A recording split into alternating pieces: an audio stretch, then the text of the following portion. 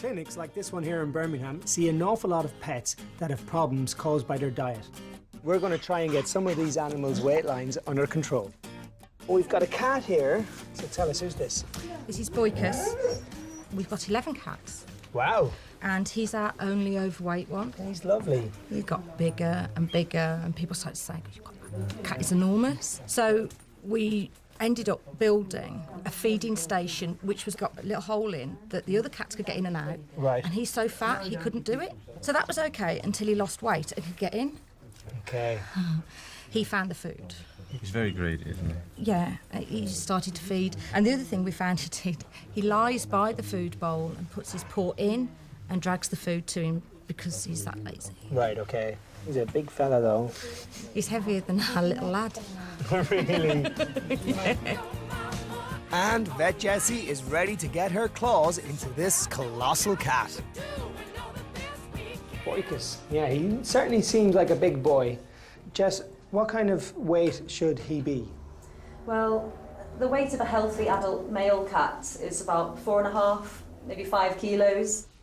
But let's see what this whiskered whopper weighs in at. Can we pop it on the scales? You can do whatever you like. Who wants to try lifting? I'll go for it. It's time to get the real measure of our monstrous mouser. Wow, 9.6 kilos. That's like me topping the scale at 22 stone. That's roughly double what he should be. So we know we've got a bit of work to do there. Okay. What does he eat? Not only will he eat what we give him, he'll also go searching for other food. So that's often a problem in cats, and that's one of the big issues with trying to restrict what they eat. So does he go outdoors at all? Is he an indoor cat? Not anymore. No, we can chuck him. I mean, literally have to open the back door and throw him out. He doesn't like the cat flap. He just looks at the cat flap. Okay. We have to open the door for him, but as you know, we're support staff, not owners.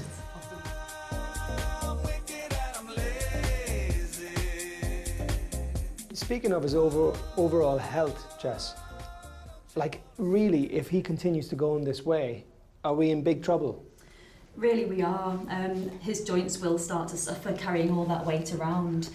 So really, if we can get weight off him now, he will live longer and he'll enjoy his life more. I love him to bits, of course. And I'd be lost without him, you know? That's the important thing. As you said, you know, you want him to live a healthy, long life, so it's up to us to control his diet.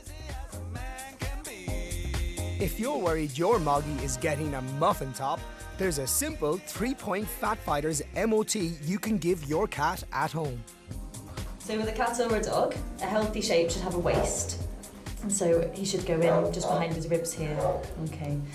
You should also be able to feel his ribs, which we can't. And again, when they're standing, you can look at their shape and their tummy shouldn't hang down. It should really sort of tuck up nicely. I noticed there's a really good chart to kind of explain this. I think we'd probably class him as obese, which sounds very dramatic, but he has got this sort of shape from above. The healthy weight is here, and obviously you can see he's got a little waist tucking in behind his ribs. Okay.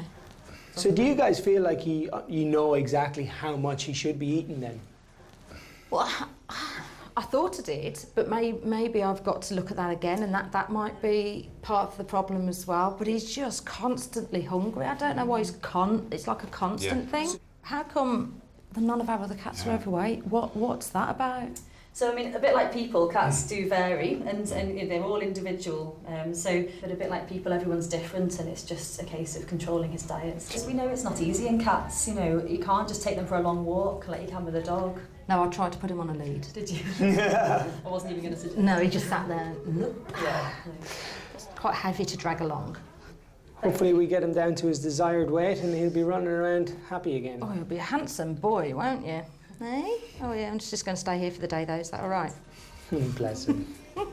Thanks very much. Yeah, really appreciate that. Thank you. Thank you.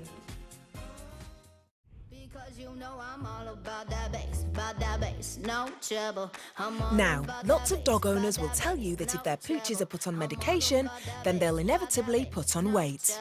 But Kian's finding out How are you, pal? You all right? if there's any truth in that common belief. Who's this? This is Buster. Hello, Buster. You a He's, bit nervous? Yeah, he suffers with Addison's disease. He's on permanent medication, and the medication, I think, does make him put on a bit of weight. Right. So he's been gaining weight for quite some time now. Okay. So it really is just a case of figuring out the medication, the food, what's the right way to do it, how much should you be giving him a day. That's right. Vet Jesse has called Buster in for his consultation. Buster doesn't seem to be too overweight. No, I mean, Buster's weight at the moment is not too bad at all. He's just creeping up a little bit when we've been weighing him recently. Medication he's on shouldn't cause him to gain weight. It's easy after they've been poorly to then overcompensate. So we want to just make sure that doesn't get out of control.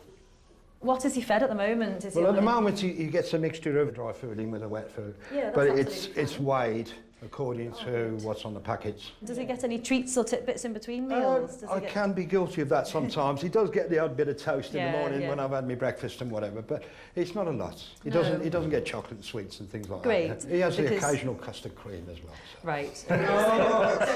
Hold on a second, John. I do that as well. So. What do we call an occasional? Yeah, no, it's not often. It's only about, once a week. If the dog hasn't had enough to eat, you can actually tell, because the dog will come up to you while you're eating and he'll beg. Now, hold on a second. I don't agree with that. I have to ask the professional. Is that the case, Jez? So one of the most common reasons that owners, give their pets treats is because of either feeling guilty or the dog sort of pleading and begging. It's not the case, John. It's not the case. It's just love. That's all it is. Yeah, you love them so much, but the trouble is you can love them to death. Yeah. So you have to be very careful. And the great thing is that you're aware of that and you've come to us to help you kind of keep his weight under control. All right, buddy. See you. Take care. The vets and nurses have been dealing with some amazing big problems, and when I say big, you know what we're talking about. And hopefully, before long, we'll see those waistlines come down.